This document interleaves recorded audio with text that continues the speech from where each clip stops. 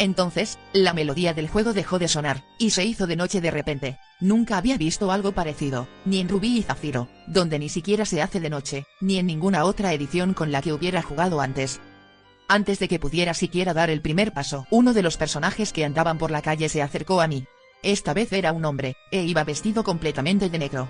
Como había pasado antes con la exorcista a la entrada del desierto, parecía haber aparecido de la nada, porque estaba convencida de que antes de abrir el cofre no estaba allí. Y además, en lugar de retarme, me preguntó: ¿has sido tú la que ha provocado esto? Yo respondí sí, y entonces él contestó: lo sabía, tienes en tu poder la joya de las tinieblas, el talismán de las sombras, aunque, por la cara con que me estás mirando, deduzco que no tenías ni idea de lo que era. Escúchame, esa amatista es una antigua reliquia de propiedades extraordinarias. Si sabe utilizarla, quien la posea tendrá un poder que le permitirá acceder a los secretos más ocultos, hasta para engañar a la muerte. Si quieres puedo ayudarte.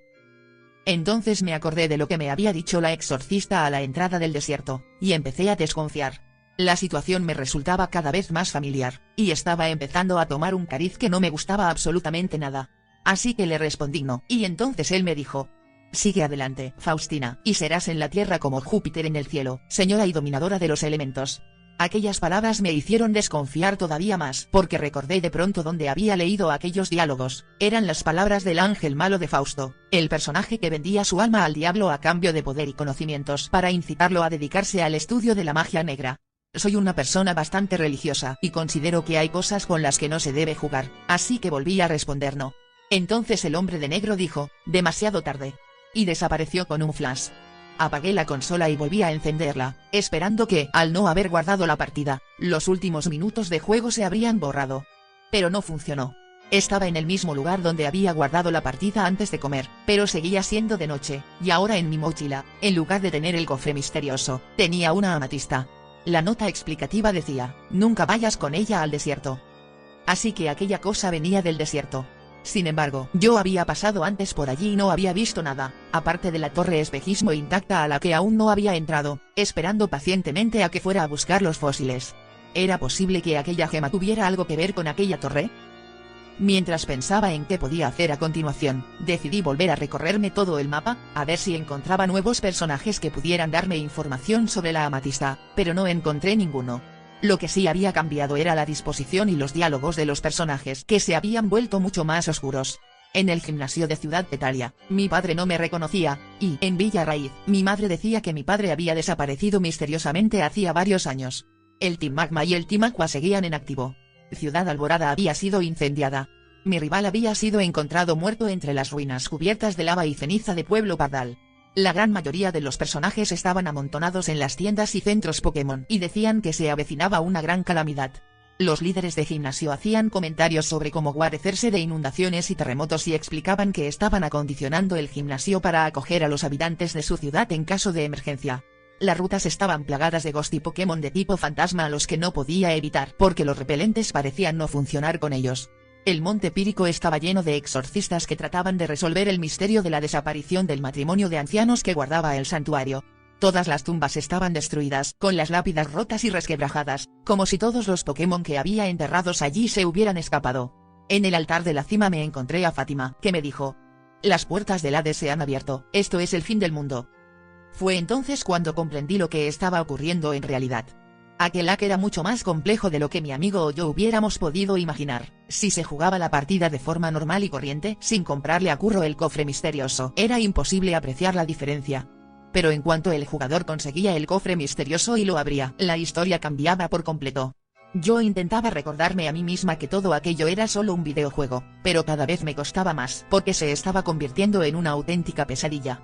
Algo me decía que la clave de todo aquello estaba precisamente en la torre espejismo. La exorcista me había dicho que, si iba con la amatista a su lugar de origen, sería maldecida hasta más allá de la muerte, pero no me había dejado muy claro qué significaba eso.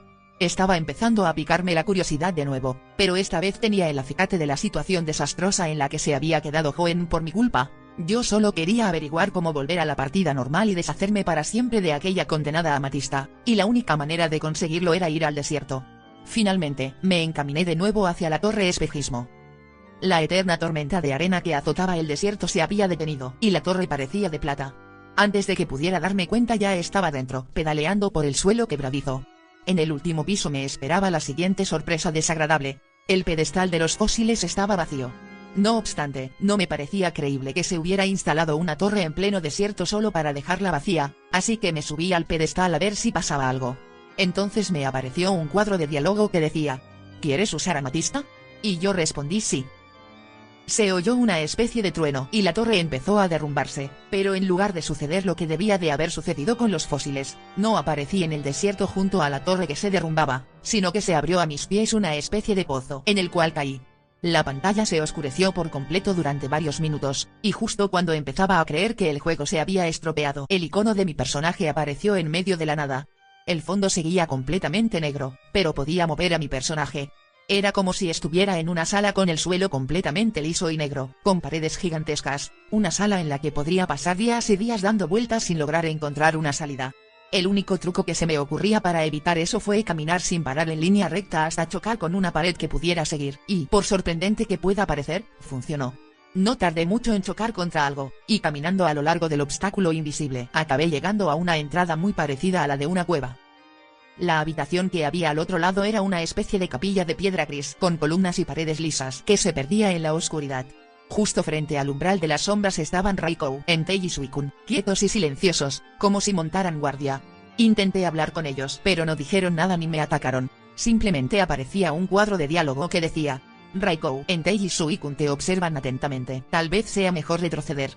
En cualquier otra situación hubiera llegado a la conclusión de que, al fin, había conseguido resolver el misterio de Lack, pero la escena era tan inquietante que la sola idea de que el único objetivo de aquel espantoso giro argumental fuera la posibilidad de capturar a los 3 perros legendarios me parecía insultantemente simplista.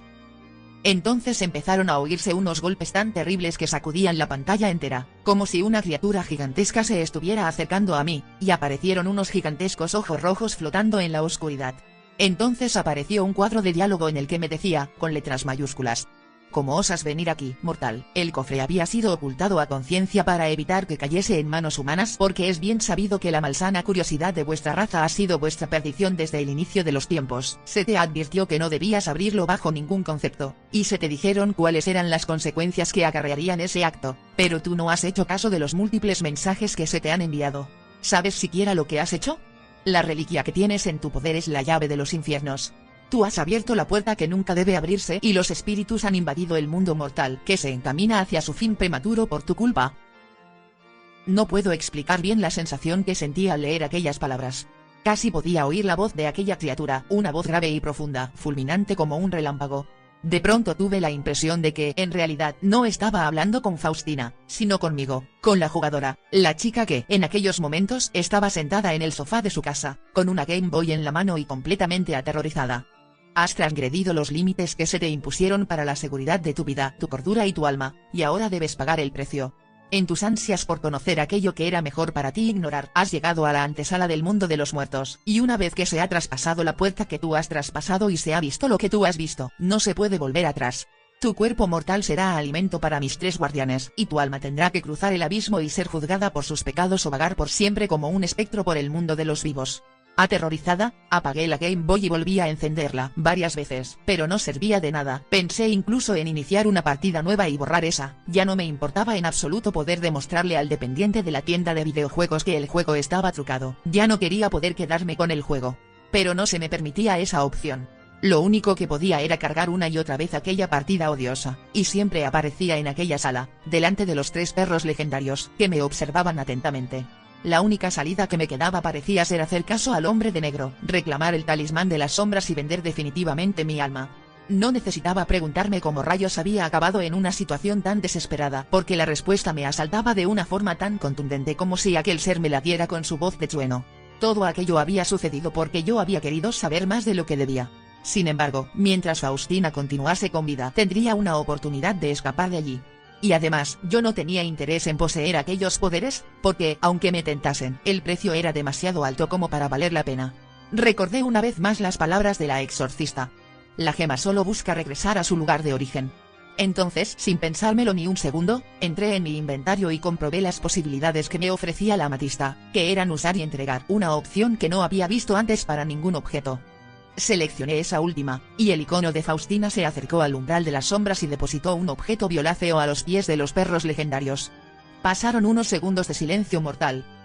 Y entonces el ser que había más allá del abismo dijo: date la vuelta y corre, mortal, huye sin mirar atrás, y tal vez consigas escapar de mis guardianes. Empieza ahora. No necesité que me lo repitiera. No podía utilizar la bicicleta en aquel lugar, pero pulsé B a fondo hasta que me dolieron los dedos. Poco después me di cuenta de que los 3 perros legendarios venían detrás de mí, pero yo seguí sin dejar de correr. Se estaban acercando a mí cada vez más y llegué a pensar que iban a atraparme, pero entonces el icono de Faustina se detuvo en seco. En ese momento, la Game Boy se apagó sola. Tardé un rato en recordar que estaba en el sofá de mi casa, en un mundo donde los Pokémon ni siquiera existen, y que todo lo que había visto dentro de aquella pantalla era solo un videojuego adulterado. Estaba sudando a mares y el corazón me latía a 1000. Solo cuando encontré fuerzas para ponerme en pie para ir a buscar un vaso de agua conseguí calmarme del todo. Aquella misma tarde fui a la tienda a ver a mi amigo para tratar de enseñarle el Aki y devolverle el juego, que ya no quería volver a ver nunca más. Para nuestra sorpresa, la pantalla de título trucada había vuelto a ser la normal de una edición Pokémon Esmeralda. Al asomarnos a la partida guardada, vimos que el protagonista era un varón llamado Willy. «¡Qué extraño!», dijo mi amigo, yo lo había llamado Julio. Bueno, en fin, será que en realidad no estaba hackeado después de todo, y solo había un cortocircuito. Se ve que al final se ha arreglado y ha vuelto a la partida original. Aquellas palabras estuvieron a punto de hacer que me desmayara. Ahora, el videojuego es mío. Mi amigo me lo regaló y no me atreví a rechazarlo. Ahora me parecía completamente evidente que el videojuego había jugado conmigo con el único y firme propósito de darme aquella lección monstruosa, y, una vez terminada, quería asegurarse de que no la olvidaría jamás. Por eso, desde aquel día, conservo aquella edición Pokémon amatista camuflada, y ahora me toca a mí transmitirte a ti la terrible moraleja de mi vieja historia. Aunque lo prohibido nos tiente, debemos tener presente que todas las prohibiciones de nuestras leyes más antiguas, las que han existido desde que el hombre es hombre, tienen una razón de ser. El ser humano tiene marcados sus límites en esta vida y esto es por su propio bien, porque tarde o temprano llegará a un punto de no retorno, y quien atraviesa la línea, aunque solo sea para saber lo que hay al otro lado, ya nunca podrá regresar. Ahora que te he dicho todo lo que tenía que decirte, ¿te atreves a echar una partida? Hasta aquí la creepypasta de hoy, Pokéfans. Por favor, comenten sin miedo. Ya saben que en esta casa una crítica constructiva siempre es bien recibida. Ahora me gustaría discutir con Sariyamar y su extraño concepto de final feliz. Va, venga, no te enfades, que tampoco es tan malo. Al final conseguiste escapar. ¿Quién ha dicho que lo hice? Jajajajajaja. Siempre pican. Nos vemos en la próxima creepypasta, Pokéfans. Buenas noches a todos.